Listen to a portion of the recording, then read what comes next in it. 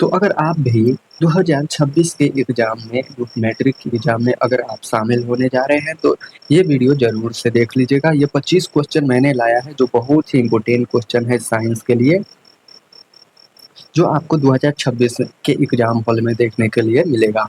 तो चलिए ये 25 क्वेश्चन को हम सॉल्व कर लेते हैं। इसका अगर पीडीएफ चाहिए तो आप हमारे टेलीग्राम में ज्वाइन कर सकते हैं। वहाँ पे आपका डेली का डेली पीडीएफ आपको मिल जाएगा। तो चलिए स्टार्ट करते हैं। हमारा फर्स्ट क्वेश्चन कहता क्या है सो देख लेते हैं। हमारा फर्स्ट क्वेश्चन कहता है निम्नलिखित में से कौन विद्युत का सुचालक है। विद्युत का सुचालक कौन है? तो विद्युत का सुचालक ग्रेफाइट है जो विद्युत का सुचालक है, बाकी बात सभी कुचालक है। ऑप्शन नंबर बी है जो बिल्कुल राइट आंसर होगा एक का, ये आप ध्यान रखिएगा। दूसरा है कार्बन के सबसे बाहरी कोष में इलेक्ट्रॉन की कुल संख्या निम्नलिखित में से क्या होती है। इलेक्ट्रॉन की कुल संख्या बाहरी कोष में क्या होती है। बाहरी कोष में कार्बन के बाहरी कोष में इलेक्ट्रॉन की संख्या कितनी होती है। तो दूसरा का right answer option number b हो जाएगा 4 4 होता है। उसके बाद अगला हमारा है तीसरा नंबर सवाल, एल्कीन का सामान्य सूत्र निम्नलिखित में से कौन सा है। एल्कीन का सामान्य सूत्र हमसे पूछ रहा है।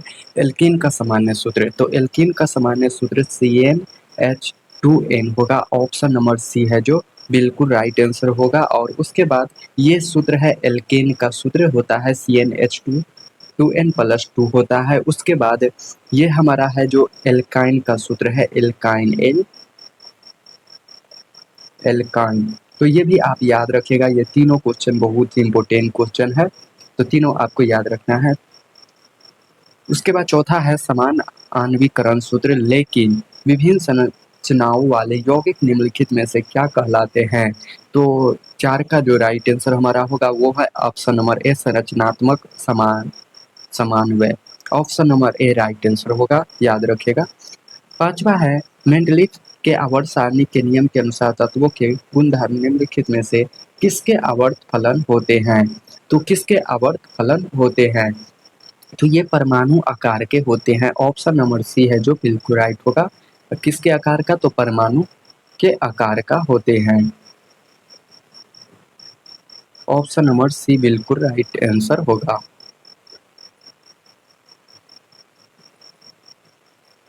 यहाँ पे मेंडलीफ हमें पूछ रहा है मेंडलीफ के आवर्त सारणी के अनुसार मेंडलीफ के आवर्त सारणी गुणधर्म निम्नलिखित में से किसके आवर्त फलन होता है। आवर्त फलन यहाँ पे पूछ रहा है दोस्तों, तो वो हो जाएगा परमाणु द्रव्यमान होगा। ये एकदम गलत होगा। ऑप्शन नंबर बी हमारा बिल्कुल राइट होगा, क्योंकि यहाँ पे आवर्त के बारे में पूछ रहा है। उसके बाद अगला हमारा सवाल है एक छठा नंबर सवाल, आधुनिक आवर्त सारणी के उद्गम स्तंभ निम्नलिखित में से क्या कहलाते हैं। उद्गम स्तंभ की बात कर रहा है यहाँ पे। उद्गम स्तंभ क्या कहलाता है, तो उद्गम स्तंभ हमारा समूह कहलाएगा। ऑप्शन नंबर बी है जो बिल्कुल राइट आंसर हो जाएगा। अगला है अम्लराज से सांद्र एवं सांद्र HNO3 का अनुपात निम्नलिखित में से क्या होता है। तो 7 का right answer option number D हो जाएगा। 3:1 होता है, 3:1। अगला है हमारा हरे पौधे क्या कहलाते हैं। स्वपोषी, मृतजीवी, परजीवी या उपयुक्त सभी। तो 8 का हमारा राइट आंसर होगा स्वपोषी। ऑप्शन नंबर ए बिल्कुल राइट आंसर होगा। 9वां नंबर सवाल देखते हैं। 9वां नंबर सवाल कहता है छोटी आंत में पाए जाने वाले रसांकुर का क्या कार्य है। रसांकुर का क्या कार्य है, तो उसका कार्य होता है ऑप्शन नंबर सी अवशोषण करना। उसका कार्य होता है अवशोषण करना। उसके बाद अगला हमारा 35 नंबर सवाल कहता है केब्स चक्र की क्रिया कहलाती है। केब्स चक्र की क्रिया क्या कहलाती है।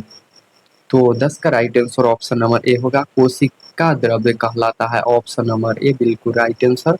11 है पादप में अनॉक्सी श्वसन का अंतिम उत्पाद। पादप में अनॉक्सी श्वसन का अंतिम उत्पाद क्या है। तो इसका राइट आंसर हो जाएगा ethyl alcohol. Option number c है जो बिल्कुल राइट आंसर होगा। और इथाइल अल्कोहल का सूत्र क्या होता है, C2H5 OH होता है। तो इसका इथाइल अल्कोहल का सूत्र आपको याद रखना है। उसके बाद हम अगला क्वेश्चन देखते हैं 12 नंबर, पौधे में जल का परिवहन किसके द्वारा होता है? पौधे में जल का परिवहन जाइलम द्वारा होता है, ऑप्शन नंबर ए होता है। और फ्लोएम द्वारा किसका होता है? तो भोजन का होता है, यहाँ पे दिया हुआ है। तो 12 का जो हमारा right answer option number b हो, यहाँ पे ऑप्शन नंबर ए हो जाएगा, बिल्कुल राइट आंसर। अगला है हमारा 13 का, खुला परिवहन तंत्र किसमें पाया जाता है? खुला परिवहन तंत्र किसमें पाया जाता है? तो वो होता है तितली में, ऑप्शन नंबर डी है जो बिल्कुल राइट आंसर होगा 13 का, ऑप्शन नंबर डी। अगला है हमारा, इनमें से कौन पादप उत्सर्जी पदार्थ नहीं है? पादप उत्सर्जी पदार्थ नहीं है। तो पादप उत्सर्जी पदार्थ नहीं है तो स्टार्च नहीं है, बाकी बात तीनों है। टैनिन है, रेजिन है, लेटेक्स है। तो ये तीनों है, लेकिन डी, ऑप्शन नंबर डी इसका बिल्कुल राइट आंसर हो जाएगा 14 का। 15 नंबर सवाल देखते हैं। 15 कहता क्या है, इनमें से कौन एमिनो अम्ल के विखंडन से बनता है? एमिनो अम्ल के विखंडन से बनता है, तो ये है CO2, CONH3 उपयुक्त सभी। तो इसका right answer option number D हो जाएगा, ये सभी में बनता है। 16 नंबर सवाल कहता क्या है, इनमें से कौन फल को पकाने में प्रयुक्त होता है? ऑक्सीन, जिबरेलिन, एथिलीन या साइटोकाइनिन। तो 16 का right answer option number c हो जाएगा, एथिलीन, ऑप्शन नंबर सी बिल्कुल राइट आंसर। अगला है हमारा 17 नंबर सवाल है, इंसुलिन की कमी से कौन सा रोग होता है? इंसुलिन की कमी से कौन सा रोग होता है? तो वो होता है मधुमेह, ऑप्शन नंबर बी बिल्कुल राइट आंसर होगा। 18 है, ईस्ट में अलैंगिक जनन की कौन सी विधि होती है? ईस्ट में अलैंगिक जनन की कौन सी विधि होती है? तो मुकुलन विधि होती है, ऑप्शन नंबर ए बिल्कुल राइट आंसर होगा। अगला है 19 नंबर सवाल, मानव में निषेचन की क्रिया कहलाता है? मानव में निषेचन की क्रिया क्या कहलाता है? फैलोपियन नलिका में होता है, फैलोपियन नलिका में होता है। इसे मानव निषेचन की क्रिया कहाँ होती है? कहाँ होती है? तो फैलोपियन नलिका में होती है, ऑप्शन नंबर डी बिल्कुल राइट आंसर। 20 है, अनुवांशिकता के पिता कौन कहे जाते हैं? अनुवांशिकता के पिता कौन चाहे कहे जाते हैं? तो मेंडल कहे जाते हैं, ऑप्शन नंबर ए है जो इसका बिल्कुल सही राइट आंसर है। मेंडल ने किस पर प्रयोग किया था? तो मटर के पौधे पर किया था, ऑप्शन नंबर ए बिल्कुल राइट आंसर होगा। अगला है 21 नंबर सवाल कहता है, जीव मंडल में ऊर्जा का मुख्य स्रोत कौन है? जीव मंडल में ऊर्जा का मुख्य स्रोत क्या होता है? तो इसका राइट आंसर हमारा 21 का right answer option number D हो जाएगा, सूर्य, ऑप्शन नंबर डी बिल्कुल राइट आंसर होगा।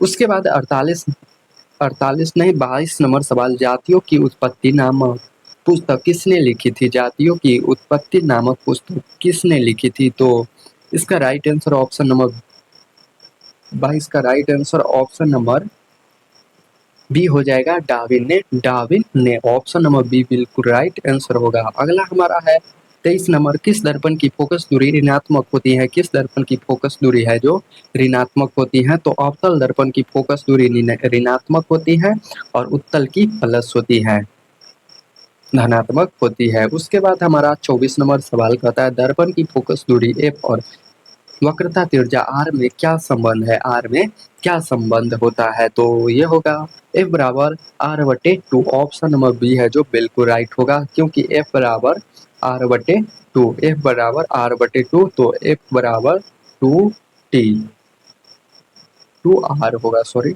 ऐसा भी हो सकता है। यहाँ पे हमें क्या पूछा है? तो एफ बराबर आर बटे टी, और यहाँ पे आर बराबर हमारा आर बराबर हो जाएगा यहाँ पे एफ टी, यानी 2t हो जाएगा, ऑप्शन नंबर यहाँ पे बी है जो बिल्कुल राइट आंसर होगा। उसके बाद अगला 25 नंबर सवाल है, लास्ट सवाल, सामान्य दृष्टि के लिए अस्पष्ट दृष्टि की न्यूनतम दूरी क्या होती है? सामान्य दृष्टि के लिए यहाँ पे पूछ क्या रहा है? सामान्य दृष्टि के लिए न्यूनतम दूरी पूछ रहा है। न्यूनतम जब भी पूछे तो 25 सेंटीमीटर होता है, ऑप्शन नंबर बी बिल्कुल राइट आंसर होगा। ऑप्शन नंबर बी इसका बिल्कुल राइट आंसर। इसका पीडीएफ चाहिए तो आप हमारे टेलीग्राम भी ज्वाइन कर सकते हो, वहाँ पे आपको सभी का पीडीएफ मिल जाएगा। और अभी तक आपने सब्सक्राइब नहीं किया है तो एक तो सब्सक्राइब कर ही सकते हो, डेली का डेली आपको वीडियो यहाँ पे मिलता रहेगा। और वीवीआई क्वेश्चन को मैंने बहुत ही मेहनत से ये क्वेश्चन लाता हूँ, जो खोज के और उसी पर वही क्वेश्चन लाता हूँ जो 2026 के लिए बहुत ही इम्पोर्टेंट क्वेश्चन है। तो एक सब्सक्राइब जरूर कर दीजिएगा। तो चलिए मिलते हैं नेक्स्ट वीडियो में।